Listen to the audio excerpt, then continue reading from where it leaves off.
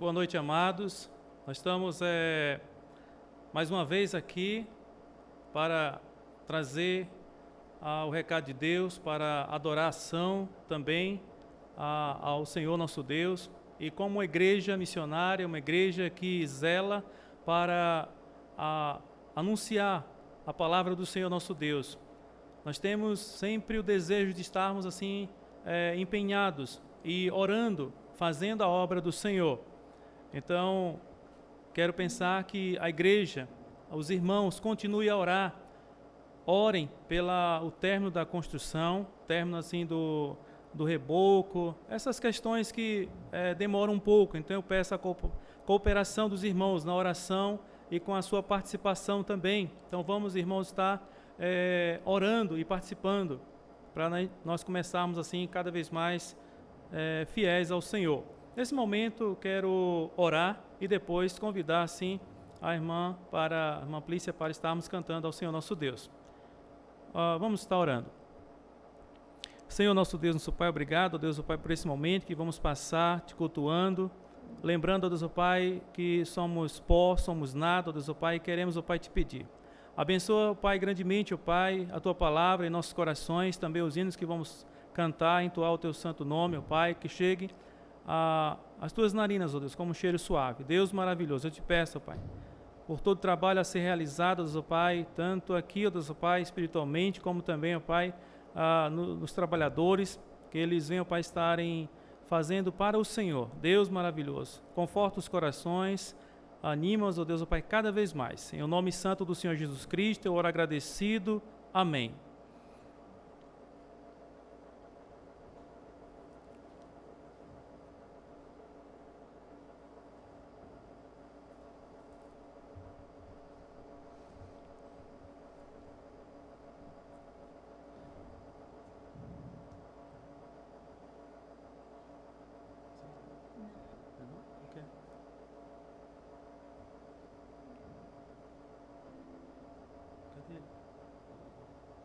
O primeiro hino que vamos cantar é Voz de Melodia, não, HL, Santo é Senhor.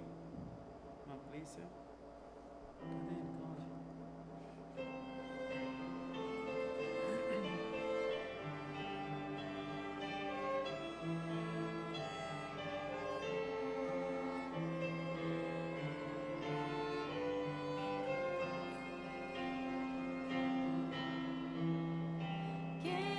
Perdoa as falhas, quem me sara o interior, quem me renova quando abatido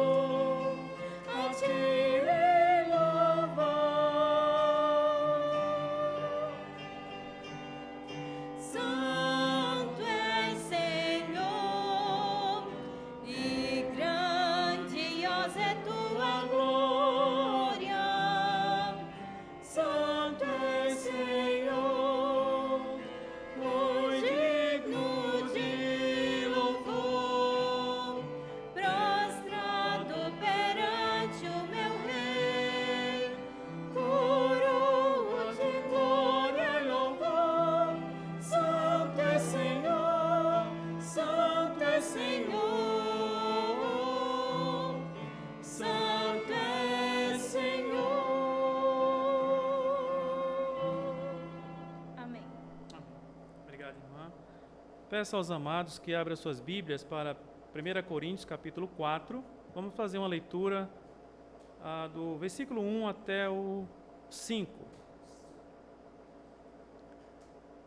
1 Coríntios, capítulo 4, de versículo 1 até o 5.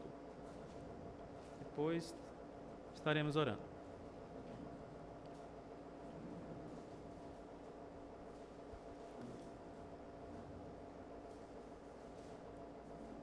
A palavra do Senhor, nosso Deus, diz assim: Assim, pois, importa que os homens nos considerem como ministros de Cristo e dispenseiros dos mistérios de Deus. Ora, além disso, o que se requer dos dispenseiros é que cada um deles seja encontrado fiel. Todavia, a mim, muito pouco se me dá de ser julgado por vós, ou por tribunal humano, nem eu também pouco a mim me julgo. Versículo 4.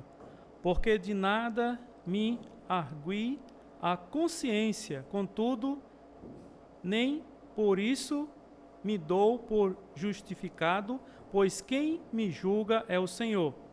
Portanto, nada julgueis antes do tempo, antes que venha o Senhor, o qual não somente trará à plena luz as coisas ocultas das trevas, mas também manifestará os desígnios dos corações. E então cada um receberá o seu louvor da parte de Deus. Vamos orar. Mais uma vez, ó Pai, na Tua presença, agradecidos, ó Deus, pela palavra. Deus maravilhoso, continua, ó Pai, a falar em nossos corações e que a Tua palavra, ó Deus, fique gravada. Que possamos, ó Pai, tirar proveito deste capítulo, da leitura e da Tua palavra que vai ser exposta, ó Pai, Deus maravilhoso, pelo Teu servo, Pastor Ronaldo. Abençoa o Teu servo, ó Pai, abençoa, Santo e amado Deus, todos aqueles que vão ouvir. Venha, ó Pai, estar trabalhando em nossos corações. Em o nome santo do Senhor Jesus Cristo, eu oro agradecido. Amém. Nesse momento, vamos estar louvando ao Senhor com o Voz de Melodia 364. Quero contar uma linda canção. Contar ou cantar? Cantar.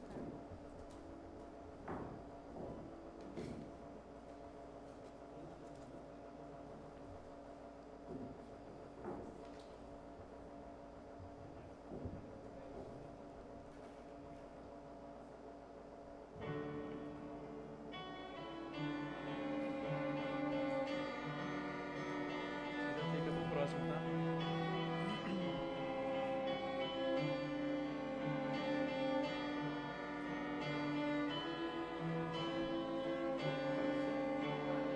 Quero cantar uma linda canção de um homem que me transformou. Quero cantar uma linda canção sobre aquele que a vida mudou. É Jesus, o Senhor. É Jesus, o Senhor. Ele é Deus, Ele é Rei.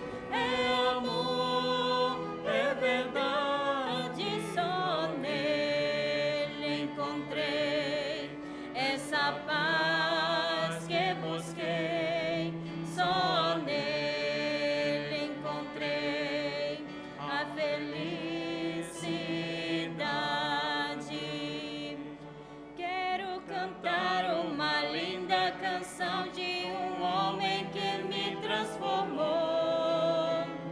Quero cantar uma linda canção sobre aquele que a vida mudou. É Jesus, o Senhor. É Jesus, o Senhor. Ele é Deus, Ele é Rei. É amor, é verdade, só nele encontrei essa paz que busquei, só nele encontrei a felicidade.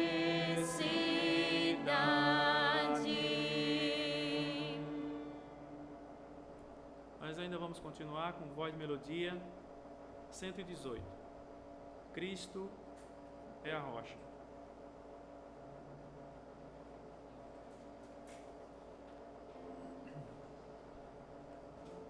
Pede segunda vez, né?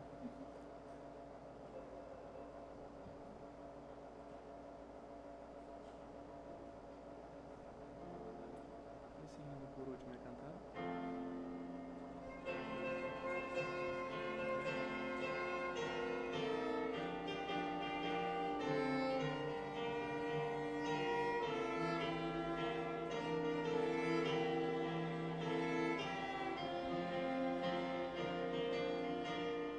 Cristo é a rocha sempre firme, nele eu encontrei a luz. Cristo é a rocha sempre firme, grande amor mostrou na cruz. Cristo é a rocha sempre firme, o estandarte do amor. A rocha, o estandarte, meu Cristo. Cristo é a rocha sempre firme, nele eu encontrei a luz. Cristo é a rocha sempre firme, grande amor mostrou na cruz. Cristo é a rocha sempre firme, o estandarte do amor. A rocha, o estandarte, meu Cristo. Amém. Amém. Nesse momento nós vamos estar convidando aqui o pastor Ronaldo, que vamos estar então ouvindo a palavra do Senhor aos nossos corações. Então, convidar o pastor Ronaldo.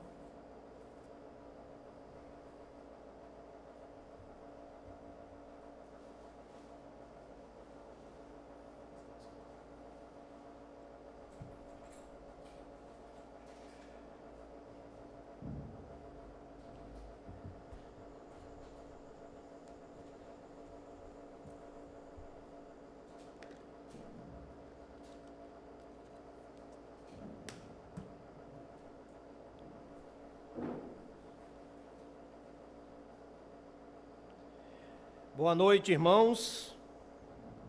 É uma satisfação, uma alegria estar com os irmãos nesta noite, neste domingo maravilhoso em que Deus nos proporciona a estar com cada um de vocês, mesmo realmente vocês em casa, porque não passamos ainda desta pandemia e, consequentemente, isso irá ainda se prolongar por mais tempo, mas nós estamos vendo que estão passando, as igrejas já estão sendo abertas e nós provavelmente logo estaremos com os irmãos, congratulando, participando, com os irmãos, a alegria de vê-los novamente.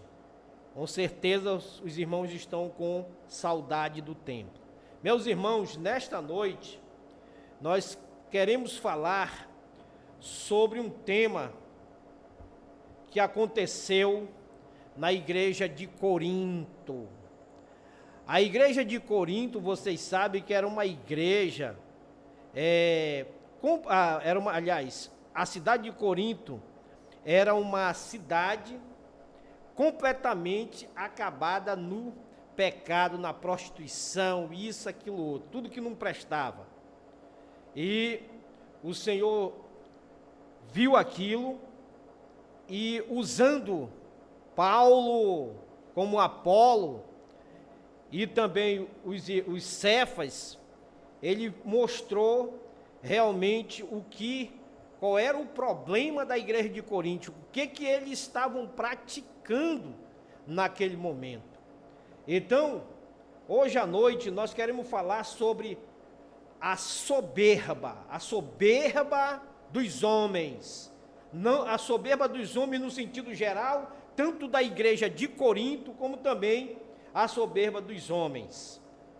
Então vamos abrir as nossas Bíblias para o livro de 1 Coríntios, capítulo 4, versículo 6 ao 13. Bem que no devocional o pastor já leu o contexto dele. Vamos ler 1 Coríntios 4, do 6 até o 13. Diz assim a palavra do Senhor: Estas coisas, irmãos, apliquei-a figuradamente a mim mesmo e a Apolo por vossa causa, para que por nosso exemplo aprendais isto: não ultrapasseis o que está escrito, a fim de que ninguém se ensoberbeça a favor de um em detrimento de outro. Pois quem é que te faz sobressair e que tens tu que não tenhas recebido? E se o recebeste, por que te vanglorias, como se o não tivera recebido? Já estais farto, já estais ricos, chegastes a reinar sem nós. Sim, tomara reinasseis, para que também nós viéssemos a reinar convosco.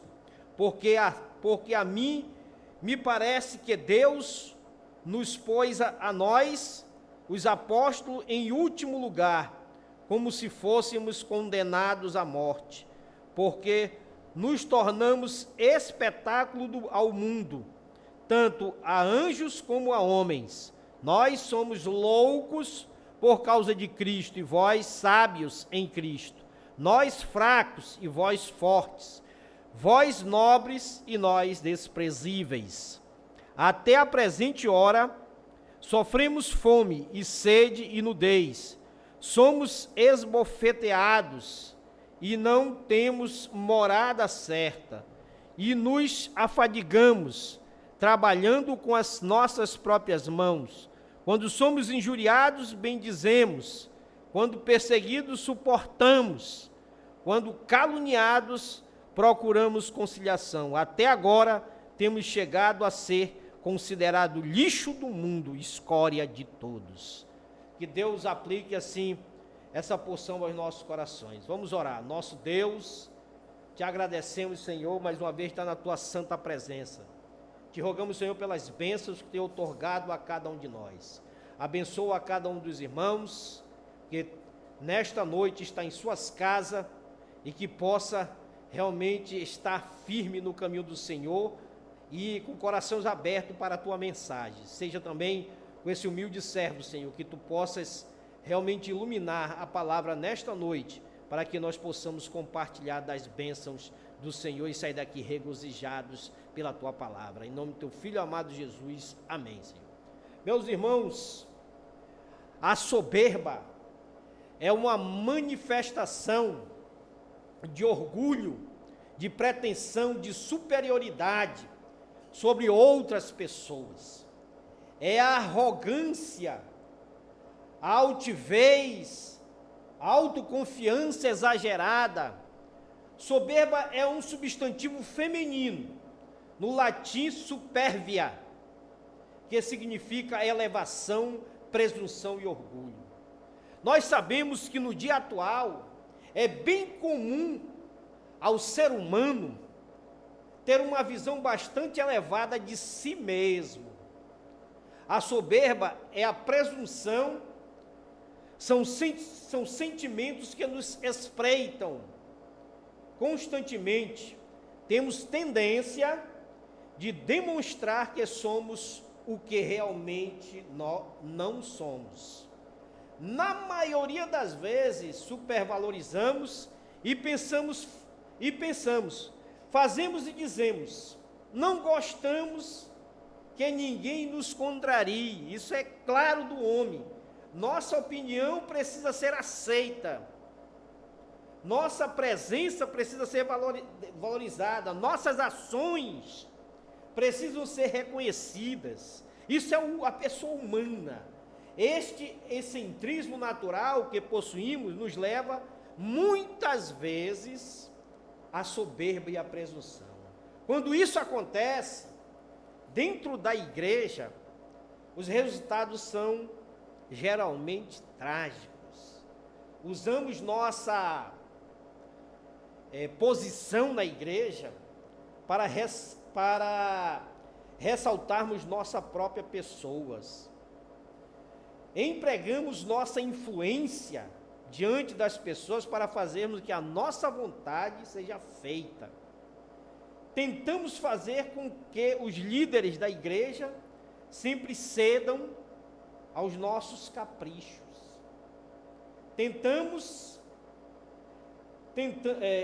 Quando isso ocorre, irmãos, a obra do Senhor passa a ser usada como trampolim para atitudes, orgulho, soberba e presunção. Todas essas características que eu coloquei aqui, né, que acabei de descrever, era uma realidade para a igreja de Corinto no primeiro século. E para esta realidade de crentes orgulhosos, arrogantes, soberbos, que o apóstolo Paulo escreve esta carta, que estamos abordando em nossas pregações, não só hoje. Eu tenho pregado na igreja, em outras igrejas, aqui nas congregações, um estudo sobre esse estudo do livro de Coríntios. Nós estamos aqui no 6 ao 13, porque esse texto, ele vai mostrar para nós que a soberba é uma atitude totalmente incoerente na vida do crente. Totalmente incoerente. E nós, ao analisarmos esse texto, nós acabamos de ler neste momento, e eu quero destacar aqui 3 razões, só 3 hoje à noite, para que nós possamos compartilhar com os irmãos o ensinamento dessa perícope que nós acabamos de ler, tá certo? Então, a primeira está no versículo 6 e 7, veja só, a primeira razão está no versículo 6 e 7, que é a soberba contrasta com os ensinamentos bíblicos. Veja aí, estas coisas, irmão, apliquei-as figuradamente a mim mesmo e a Apolo, por vossa causa, para que, por exemplo, aprendais isto, não ultrapasseis o que está escrito, a fim de que ninguém se ensoberbeça a favor de um em detrimento do outro. Pois quem é que te faz sobressair? E que tens tu, que não tenhas recebido? E se o recebeste, por que te vanglorias, como se o não tiveras recebido? Veja só, primeiramente, nesse texto aí, esse que acabamos de ler, primeiramente, o modo empregado por Paulo aqui para transmitir o ensinamento aos irmãos foi o seu próprio exemplo, foi o próprio exemplo e o de Apolo, tá certo? A palavra usada neste versículo aqui significa fazer uma transferência imaginária de circunstância que mantém certa relação entre si. Às vezes, a palavra usada aqui tem um sentido de disfarçar-se a outra pessoa. Ou seja, Paulo empregou seu próprio exemplo e o exemplo de Apolo para ilustrar lições que queria ensinar os crentes de Corinto. Isso quer dizer o quê? Porque lá estava tendo uma dissensão. Lá estava dizendo uns, eu sou de Paulo, eu sou de Apolo, eu sou de Cefas. Aí Paulo chegou e disse, quem é de Cristo? Quem é de Jesus aqui? Então, Paulo mostrou o seu próprio exemplo, mostrando que na fraqueza que o homem se aperfeiçoa. É na fraqueza que o homem se aperfeiçoa. Esse texto também enfatiza os destinatários deste ensinamento. Veja só, aos crentes, nós estamos falando aos crentes de Corinto. O versículo salienta que Paulo se sujeitou a usar o seu próprio exemplo, e o exemplo de Apolo, para poder ensinar uma lição aos crentes de Corinto. Tá? Fica implícito nesse texto aqui, que este trabalho envolveu, tá, um certo risco, ou pelo menos um certo sacrifício. Talvez, ao usar o exemplo de Apolo, Paulo não sabia ao certo como ele iria reagir. Talvez isso pudesse até comprometer a sua amizade com ele, com Apolo, devido àquela questão de a pessoa querer fazer as dissensões, que não poderia estar acontecendo na igreja de Corinto. Na igreja de Corinto. E isso aí, se na igreja de Corinto acontece, na igreja atual, a igreja de 2020, ela também tem alguns problemas concernentes a facções. Às vezes, nós chegamos em igrejas que tem irmão que não fala com o outro. Isso aí é triste. E a igreja ela não pode andar dessa forma.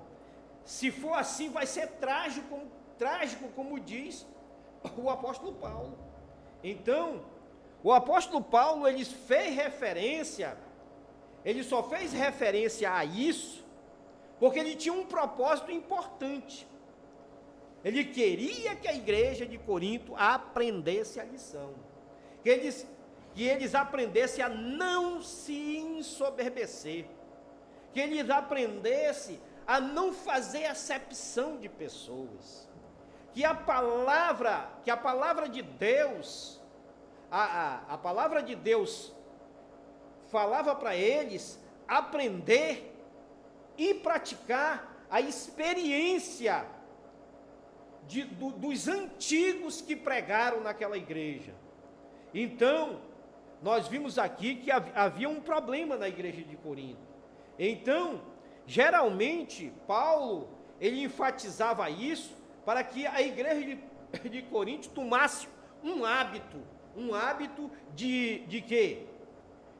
De respeitar o seu semelhante, respeitar os seus irmãos, tá certo? Porque nós sabemos que Paulo tinha várias questões, ele sabia de várias questões que estavam acontecendo, e por isso ele escreveu essa carta de 1 Coríntios, tá? E finalmente Paulo também, ele declara que no texto no versículo 6, diz o seguinte: por vossa causa, para que por nosso exemplo aprendais isto, não ultrapasseis o que está escrito. Essa palavra aí, não ultrapasseis, também significa ir além, certo? Ir além, ou significa transgredir. Então diz, não ultrapasseis, não transgrida de forma nenhuma, porque a igreja de Deus, ela não é assim. A igreja de Deus, ela é uma igreja que tem uma organização, um corpo realmente santificado para honrar e glorificar o nome do Senhor. Então o apóstolo Paulo começava a ensinar que Jesus queria ver a igreja dele pura e sem mácula. Era isso. Certamente, depois disso, ter ultrapassado esses tempos, Paulo chegou na igreja de Corinto, na cidade de Corinto, viu a devassidão e presenciou logo aquela questão, né? E daí ele colocou isso para que as pessoas pudessem aprender a respeitar a igreja de Deus, sendo gloriosa, sendo sem mácula, sem ruga, sem nada, tá certo? Somente para glorificar ao Senhor. No versículo 7, esse texto aí, ele salienta o seguinte: pois quem é que te sobressair e que tens tu, que não tenhas recebido? E se recebeste, porque te vanglorias, como se não tiveras recebido? Temos 4 coisas aqui. Primeiro, porque o crente ainda não, primeiro assim, porque o crente ainda não foi exaltado. A primeira pergunta que ele faz nesse texto, a primeira pergunta tem o sentido de quem te conferiu superioridade. A palavra usada aqui denota alguém que é tratado ou considerado com distinção em relação às outras pessoas. Tá? Não haverá momento que os crentes serão glorificados, haverá momento que os crentes serão glorificados, mas este momento ainda não chegou. E quando chegar, será para todos, não apenas para alguns, tá certo? Então essa é a primeira questão que Paulo coloca aqui, que os homens não poderiam conferir superioridade, ser além, acima, como que se diz assim, aquela pessoa que é prepotente, arrogante e tal, não poderia ser assim a igreja de Corinto, tá certo? Segundo, porque tudo que o crente tudo o que o crente tem foi concedido pelo Senhor. A segunda pergunta aqui, ainda nesse texto, ele diz o seguinte, a segunda pergunta, expõe o ridículo das pretensões dos crentes de Corinto. O crente não possui nenhum dote natural que não tenha recebido de Deus.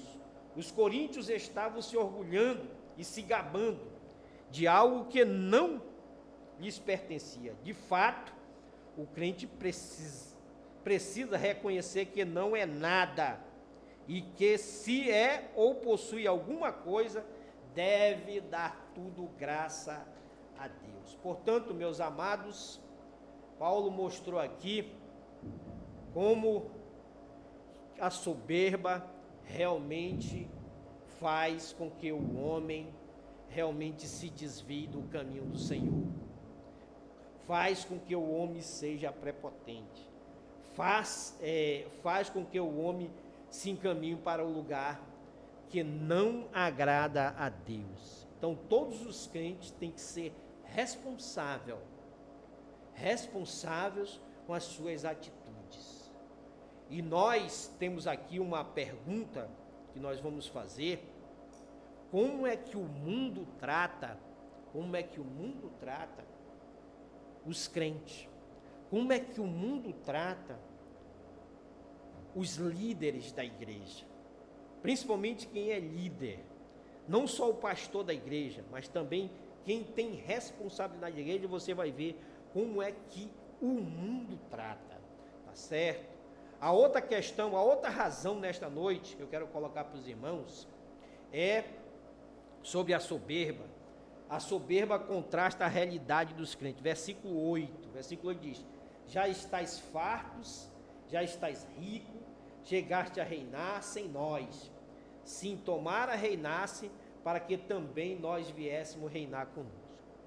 Em primeiro lugar aqui, há um julgamento, né? Em primeiro lugar, há um julgamento, né? Que Paulo mostra aqui para eles, ele diz: vocês estão abastados, vocês já estão fartos, vocês já estão ricos, e agora vocês não precisam mais de Deus. E agora vocês vão viver a vida de vocês dissolutamente. É isso assim? Não, mas não é isso. A palavra de Deus diz para nós o seguinte, que os crentes de Corinto estavam atingindo um patamar de realmente de incredulidade muito grande. E na realidade, meus irmãos, o que Paulo quis colocar aqui para os irmãos é que eles tinham que entender a realidade da palavra, a realidade do Senhor, o que o Senhor queria para a vida deles. Era isso que Paulo queria colocar para eles. Então ele disse o seguinte: alcançada a questão das suas soberbas, vocês agora já estão abastados, vocês não estão já estão pensando nas coisas mais altas da carne, em viver somente na soberba. Vocês não estão trabalhando como trabalhou o apóstolo Mateus, quando falou Jesus sobre estar fartos, né? Porque lá em Mateus 5 é ao contrário do que esse povo pensava. É ao contrário do que a igreja de Corinto pensava. Porque lá em Mateus nos diz que aquele que tivesse fome, aquele que estava sendo maltratado, aquele que fosse injuriado, ele seria farto com a bênção do Senhor. Quer ver? Dá uma olhada aí em Mateus capítulo 5. Mateus 5 e versículo 6. Nos diz assim, ó: bem-aventurado os que têm fome e sede de justiça, porque serão fartos. Diferente de Coríntios, eles estavam pensando na sua abastança. Como diz assim, nós dizemos, sempre tem um adágio aí no mundo, né? O adágio no mundo diz, a pessoa só pensa no seu umbigo, né? E os outros que morra, os outros que se destrua. Eu quero saber é da minha vida. Então o mundo está assim hoje, meus amados. Se você vê a questão da política hoje, se você vê a questão das reclamações, se você vê a questão das pessoas, devido a essa pandemia, está usando várias coisas para destruir a pessoa, você vê a violência doméstica aumentou. Né? Você vê os ataques ao presidente da República, você vê os ataques ao governo. Essa questão política é uma questão que não deve ser colocada de forma nenhuma. Mas eu quero dizer para os irmãos que se o presidente está ali, ele foi eleito pelo povo, então o que diz a palavra de Deus? Que não existe nenhuma autoridade que não seja constituída por Deus. Então, nós temos que ver essa questão e nós temos que fazer a vontade de Deus. Nós fomos salvos para fazer a vontade de Deus e não a dos homens, certo? Não a dos homens, porque a igreja de Corinto estava fazendo a vontade dos homens, e o Senhor disse, olha, aquele que tem sede de justiça, tem fome, eles serão fartos. Então, eles pensando ricos e abastados, estão ricos e abastados. Diante disso, meus amados, nós queremos dizer o seguinte, que nesse versículo 8 ainda, que nós estamos aí, que tudo isso, essa realidade, tudo que nós estamos passando agora, todo mundo pensa que é já o princípio das dores. Não é os princípios das dores. Isso que nós estamos passando hoje foi uma, como é que se diz? Lá, nós dizemos lá como foi no Egito, uma praga no Egito, né? E hoje está aí essa questão dessa peste, o que o Senhor tem feito, porque os homens estão jactanciosos, inimigo do bem, pauradores. Então, o texto, se você vê aí na sua Bíblia, está escrito, uma reprovação severa. Isso é uma reprovação severa do nosso Deus. E você pode ver o poder de Deus. Se Ele quiser acabar com esse mundo em um piscar de olho, Ele acaba.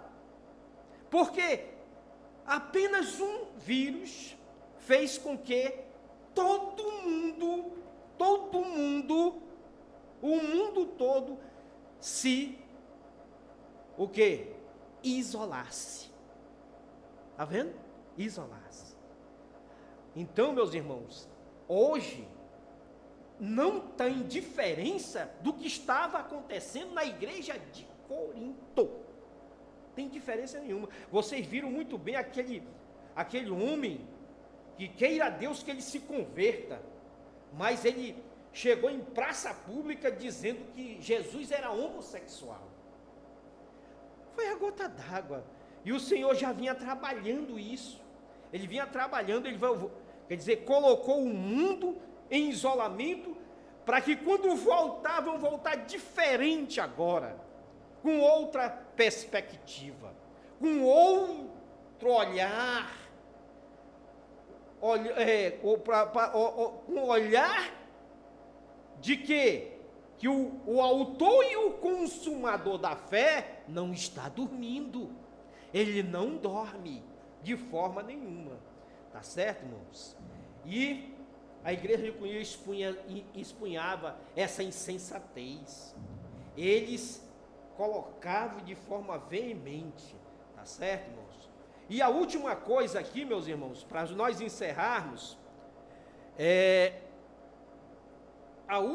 nosso último ponto é a soberba contrasta a situação. Do versículo 9 ao 13, eu vou aqui devagar com os irmãos, mostrando, explicando cada um versículo. Veja só, nestes 5 versículos, o apóstolo Paulo descreve, de modo bem franco, a realidade da maioria agora é para os líderes cristãos. Veja só, daquela época e da nossa época agora. Veja só, no versículo 9, primeiramente o apóstolo Paulo afirma que os líderes cristãos estão numa posição bastante desvantajosa, em desvantagem. Veja assim, porque a mim me parece, no versículo 9, porque a mim parece que Deus nos pôs a nós, os apóstolos, em último lugar, como se fôssemos condenados à morte, porque nos tornamos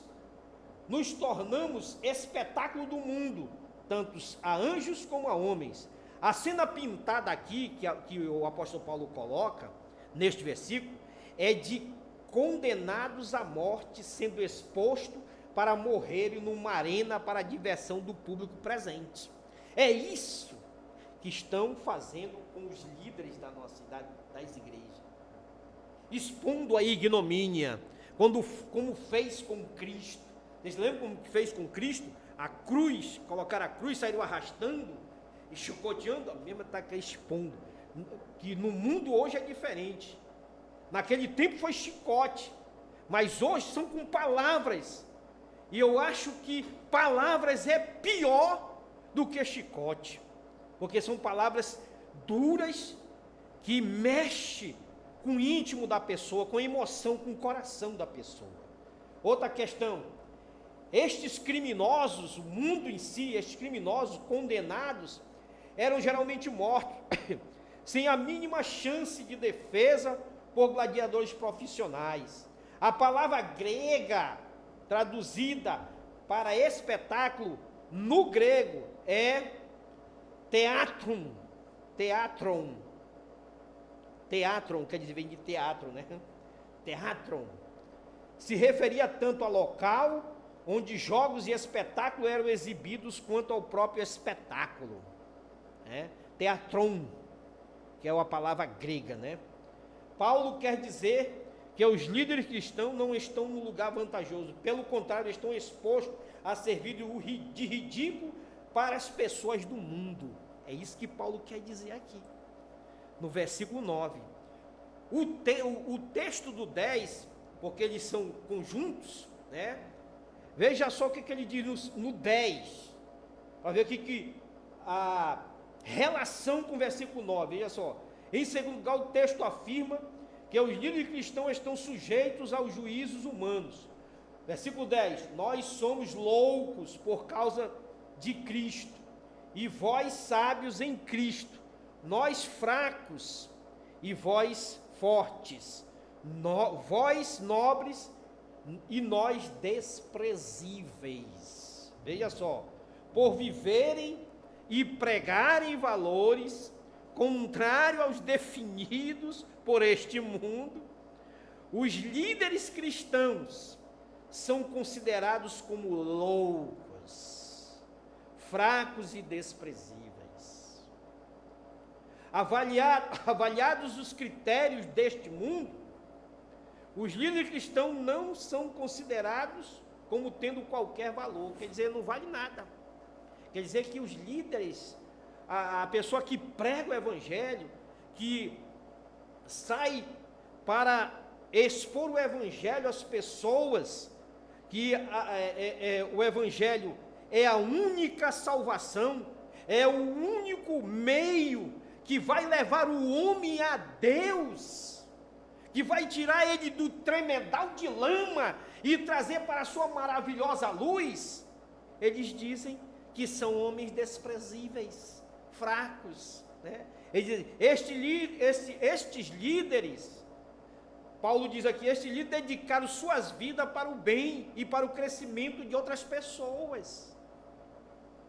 A Bíblia diz que nós como líder de uma igreja, ou líderes também, eles dedicam a sua vida totalmente para as coisas de Deus, e o mundo chama de fraco e desprezível, né?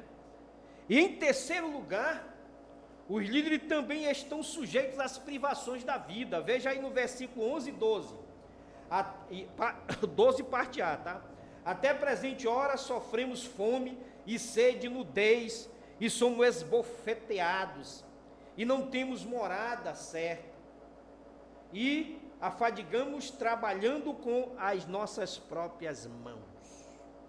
Neste versículo o apóstolo descreve privações em várias áreas, certamente sofridas por ele e por seus colaboradores. Isso é o que está acontecendo acontecia com Paulo lá naquele tempo da igreja de Corinto. O trabalho braçal, por exemplo, hoje nós trabalho braçal a que Paulo se refere aqui era considerado desonroso para os coríntios, né? Educados, porque eles eram educados numa cultura grega que era levado a teorias filosóficas, vãs filosofias, e de hoje não é diferente, porque se você vê nas universidades, principalmente a área humana, eles querem incutir as coisas humanas na cabeça da gente, né? E no entanto não é assim.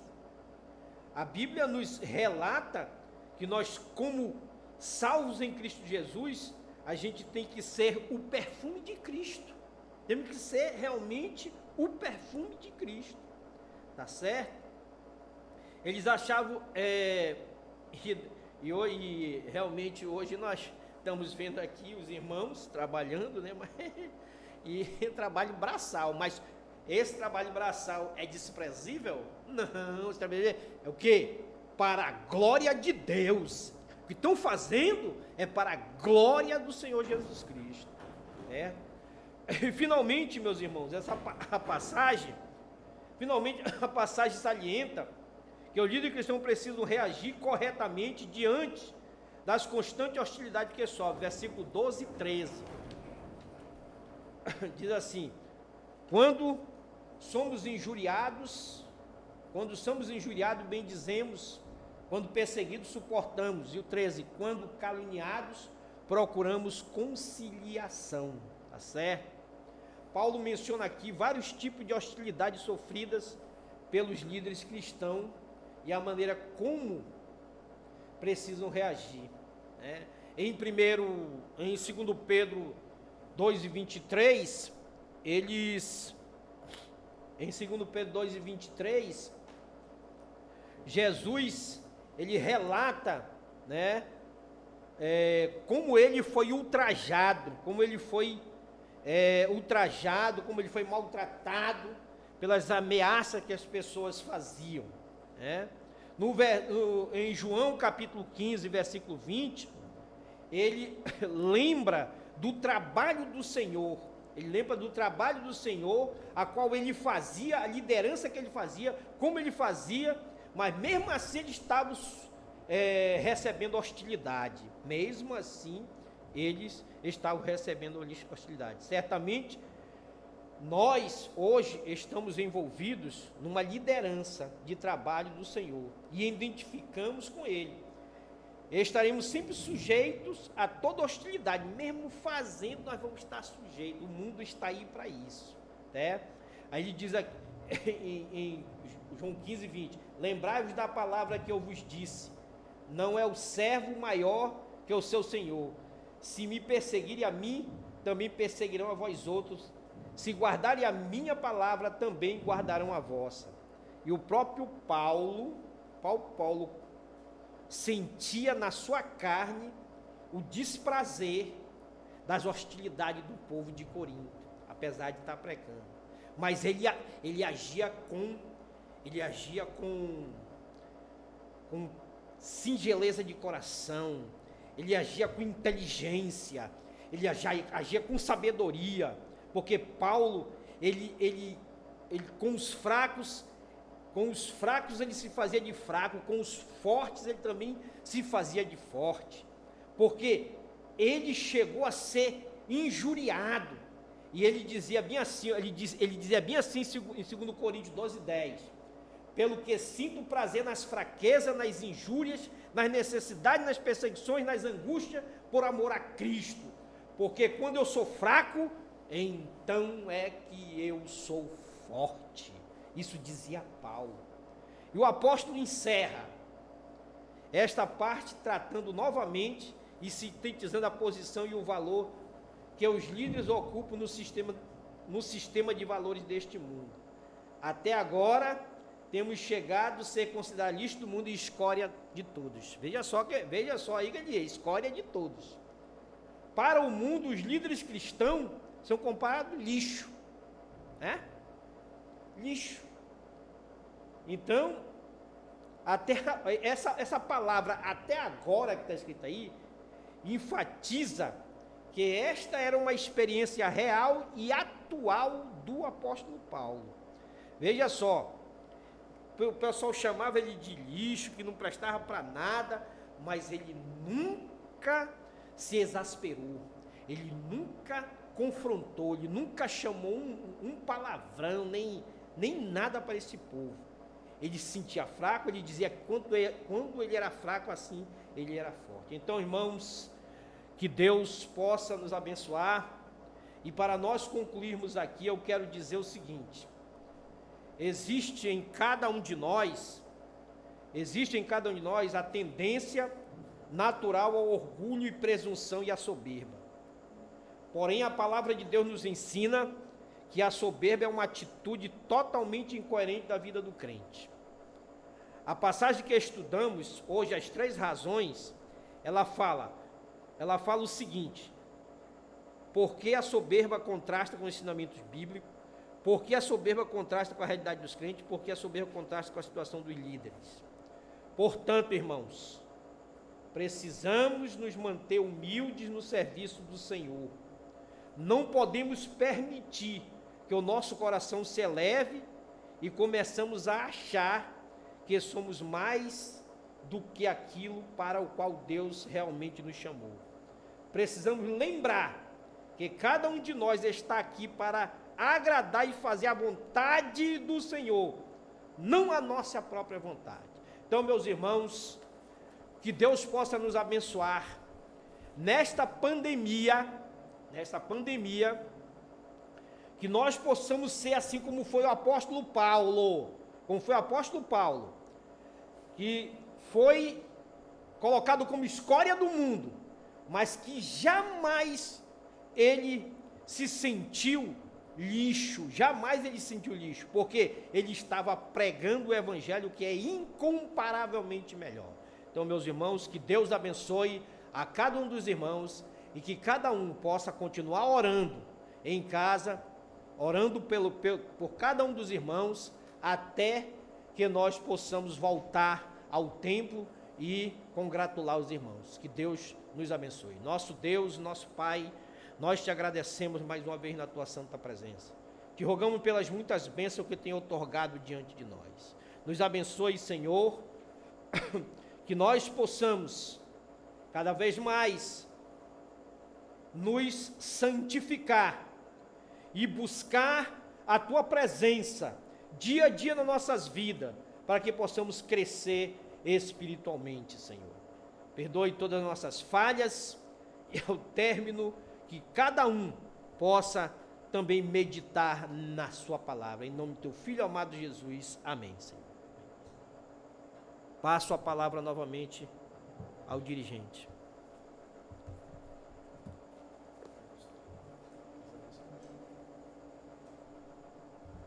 Bem, amados, ouvimos aí a palavra do Senhor nosso Deus, pelo pastor Ronaldo. Queremos nesse momento, então, estar cantando o hino. Quero convidar aqui a irmã Amplícia.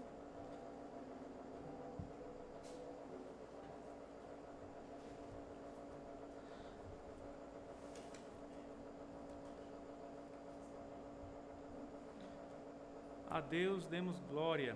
Cantor cristão número 15, voz de melodia número 4.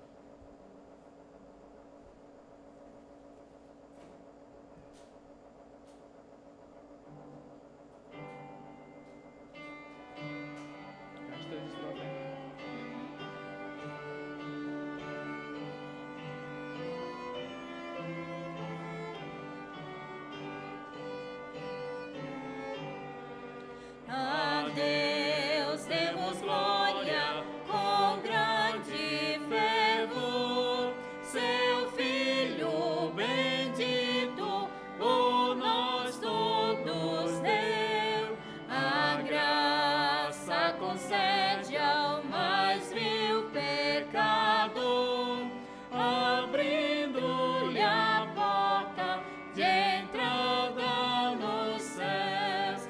Exultai, exultai, vinde todos louvar a Jesus Salvador, a Jesus Redentor.